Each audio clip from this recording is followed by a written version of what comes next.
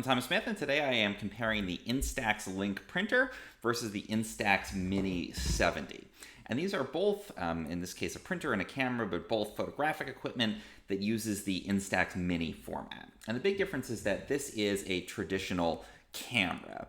So we can power this on, we can put the Instax Mini film in the back, and we can take pictures, and it actually uses a lens and light to produce the exposure.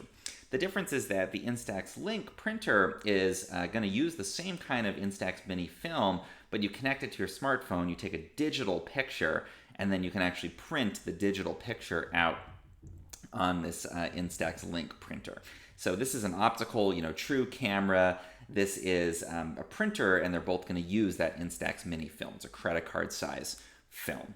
So this is best if you really like that analog component where you've got the real light, or you want to actually take the photo and have it print right out of the camera. If you want to be able to print photos you took before, though, on those Instax Mini films, or you want a little bit better quality, in my experience, the print quality is a bit better when you're starting with a digital and using the Link printer versus using the Mini 70, then the Link printer is a great option for you.